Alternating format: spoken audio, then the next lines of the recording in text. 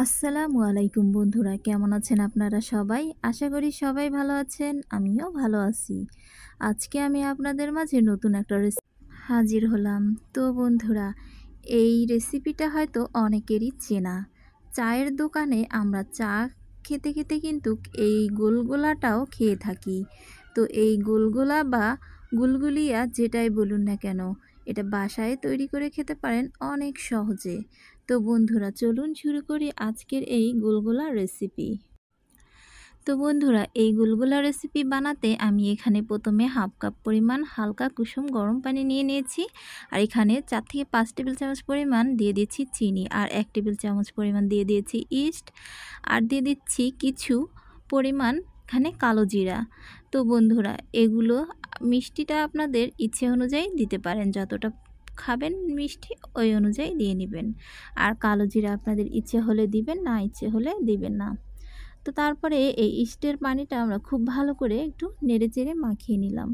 নেওয়ার পরে এখানে আমি 1 কাপ পরিমাণের আটা দিয়ে দিলাম। তো আটা দিয়ে দেওয়ার পরে এখানে আমি দিয়ে দিচ্ছি বেকিং সোডা, আর দিয়ে দিচ্ছি এখানে লবণ পরিমাণ মতো। তো দিয়ে দেওয়ার পরে এখন আমি এটাকে ভালো করে গুলিয়ে নিচ্ছি। তো ডোটা খুব ভালো করে এটাকে বানিয়ে নিতে হবে। তো আমি একটু চামচ দিয়ে প্রথমে নেড়েচেড়ে নিলাম। তো এরপরে আমি এটাকে হাত দিয়ে খুব ভালো করে মেখে নিব। তো বন্ধুরা, এটা কিন্তু খুব ভালো করে মাখাতে হবে কিছুক্ষণ ধরে। এই 2 থেকে 3 মিনিটের মতো এটাকে খুব ভালো করে হাতের সাহায্যে মাখিয়ে নিতে হবে। তো বন্ধুরা, এভাবে করে আমি কিছুক্ষণ থেকে ভালো করে চামচের দ্বারা এটাকে ভালো করে মেখে নিলাম।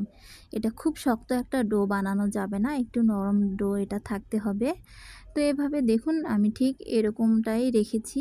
তো এখন আমি এটাকে হাতের সাহায্যে খুব ভালো করে এটাকে মাখিয়ে নিব। দেখুন কিভাবে করে আমি মাখাচ্ছি সেটা আপনারা দেখলেই বুঝতে পারবেন। তো হয়ে গেছে আমার মাখানো। এখন আমি এটাকে 1 থেকে আধা ঘন্টার মতো এটাকে রেখে দিচ্ছি।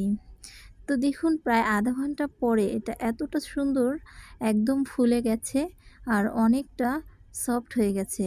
তো এটা বানালে কিন্তু অনেক নরম তুলতুলে হবে। তো একটু হাতে সময় নিয়ে একটু আটাটা একটু রেখে দিতে হবে। এটা বানাতে কিন্তু খুব সময় লাগে না, জোর 5 মিনিট হলেই হয়ে যাবে বানানো। তো বন্ধুরা, এরপরে আমি এটার খুব ভালো করে আবারও হাতের সাহায্যে একটু ভালো করে মেখে নিলাম। আর যেহেতু খুব ফুলে উঠেছে, এর বাবলগুলো বের করে দিলাম হাত দিয়ে। তো এরপরে আমি একটা কড়াইতে তেল দিয়ে দিয়েছি, তেল গরম হয়ে গেছে।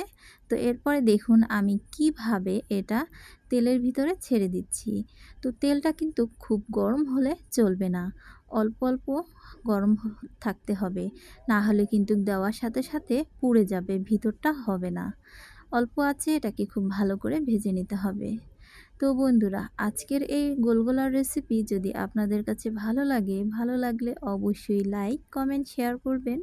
আর এরকম সহজ সহজ রেসিপি দেখার জন্য আমার চ্যানেলটা অবশ্যই সাবস্ক্রাইব করবেন। তো বন্ধুরা, আপনাদের কাছে কেমন লাগলো সেটা কিন্তু অবশ্যই কমেন্ট করে জানাবেন।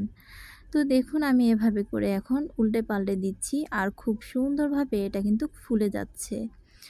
অনেক সুন্দর এটা ফুলে যাচ্ছে, আর এটা কিন্তু খেতেও অনেকটা নরম আর সফট হবে।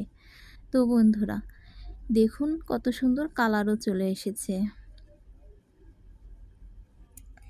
তো বন্ধুরা, একটু সময় নিয়ে বলেছি যে এটা একটু ভাজতে হবে, আর কালারটা দেখুন চলে আসছে।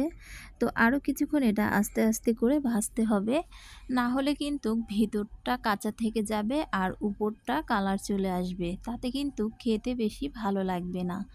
তো এটা খুব ভালো করে আস্তে আস্তে করে এভাবে করে আমি ভেজে নিয়ে নিচ্ছি।